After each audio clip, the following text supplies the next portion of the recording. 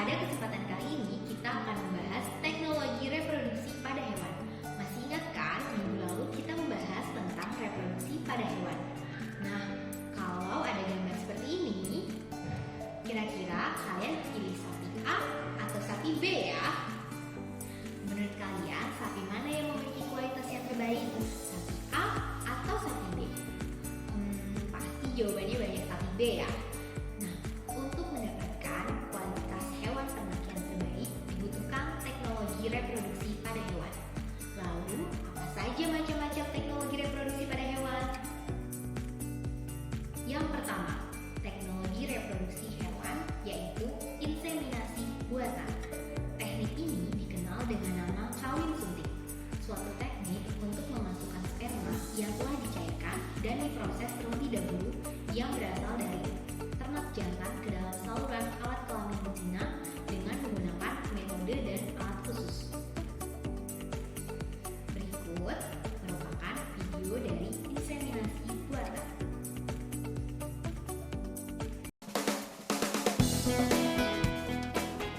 Inseminasi buatan adalah kehamilan pada hewan melalui proses kawin suntik dengan cara memasukkan mani atau spermatozoa atau dikenal juga dengan istilah semen yang dicairkan berasal dari ternak jantan ke dalam saluran kelamin betina dengan menggunakan metode dan alat khusus yang disebut insemination gun.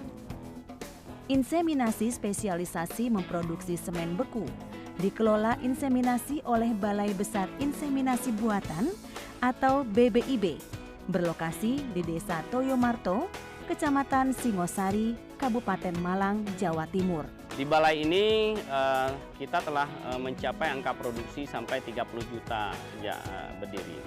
Kemudian setiap tahunnya kita menghasilkan semen beku kisaran 3 juta dosis, dan kemudian didistribusikan ke masyarakat rata-rata 2 juta dalam 1 tahun. Kemudian juga kontribusi secara nasional, kelahiran IB ini sekitar 1,5 juta ekor dari 2,7 juta kelahiran di Indonesia. Artinya ada sekitar 1,2 juta adalah kawin alam. Untuk menunjang aktivitasnya, BBIB Singosari memiliki areal seluas 67,72 hektar. Manfaat dari IB adalah memperbaiki mutu genetika ternak, mengoptimalkan penggunaan bibit pejantan unggul secara lebih luas dalam waktu yang lama, serta meningkatkan angka kelahiran dengan cepat dan teratur, dan mencegah penularan dan penyebaran penyakit kelamin. Untuk menghasilkan semen beku yang berkualitas, diperlukan upaya menjaga kesehatan serta pola makan yang teratur dan bergizi bagi sapi-sapi pejantan. Pada intinya adalah sapi harus bersih. Nah, begitu palungan pakan itu sudah bersih, ya, kemudian teman-teman bekerja di bagian dalam.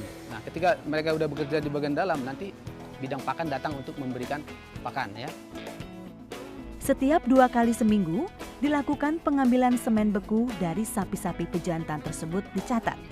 Kemudian diantar ke laboratorium untuk dilakukan seleksi, memilih semen beku berkualitas terbaik, untuk kemudian dimasukkan ke dalam tong-tong kemasan yang berbentuk seperti guci dan siap untuk dipasarkan kepada para pengguna, baik instansi pemerintah maupun peternak lainnya. Dengan menggunakan seseng kita lebih yang jelas, kita lebih untuk bibit kita jauh lebih bagus. Kedua, untuk produksi susu kita juga lebih baik. Dan otomatis untuk kedepannya kita juga hasilnya lebih bertambah, Pak.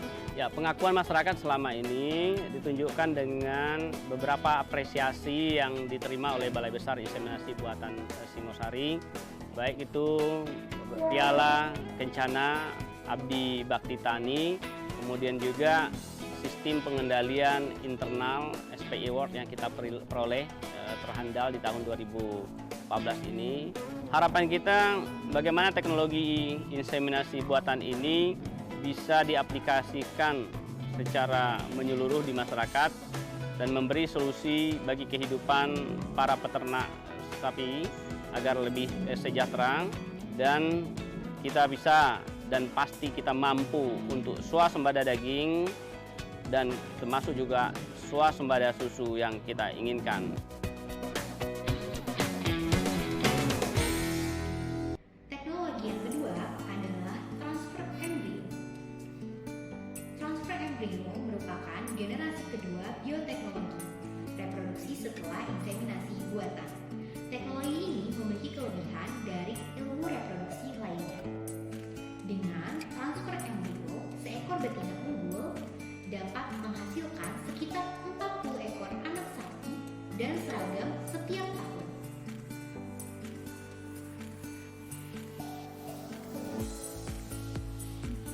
Teknologi yang ketiga adalah teknologi spermaseksi. Teknologi spermaseksi merupakan teknologi pemisahan jenis kelamin sperma sapi yang mudah diaplikasikan untuk menghasilkan anak sapi dengan jenis kelamin tertentu. Hal ini bertujuan untuk menjawab tingginya permintaan peternak terhadap anak sapi jantan potong karena harga jualnya yang lebih tinggi jika dibandingkan dengan anak betina. Kemudian yang keempat adalah in vitro fertilization atau lebih dikenal dengan IVF. IVF adalah pembuahan sel telur di luar tubuh induk betina. Sel telur yang diambil dari tubuh hewan betina dimatangkan pada laboratorium sampai tahap tertentu. Kemudian selanjutnya ditransfer ke ternak resipien. Dan yang terakhir adalah cloning. Teknologi yang digunakan untuk menghasilkan individu duplikasi atau mirip dengan induknya. Teknologi cloning telah berhasil dilakukan pada beberapa jenis hewan. Salah satunya adalah pengkloningan domba yang dikenal dengan domba doli. Melalui cloning hewan, beberapa organ manusia untuk keperluan transplantasi penyembuhan suatu penyakit berhasil dibentuk. Nah, lalu menurut pendapatmu, bagaimana hukum Islam cloning bagi hewan? Apakah haram atau halal? Hukum cloning bagi hewan adalah halal. Hal ini juga disampaikan oleh Fatwa MUI Indonesia yang menyatakan bahwa cloning pada hewan selama dipergunakan untuk kemaslahatan manusia adalah halal. Namun bagi manusia ini diharamkan karena dapat menghilangkan garis keturunan pada manusia. Nah, itu tadi macam-macam teknologi reproduksi pada hewan. Tujuan dari teknologi reproduksi pada hewan adalah untuk meningkatkan populasi dan reproduksi pada hewan ternak. Patutlah kita bersyukur atas segala nikmat yang telah diberikan dengan keanekaragaman hayati yang ada di bumi ini. Sekian pembelajaran bersama Mista pada kali ini. Sampai bertemu di pembelajaran berikutnya.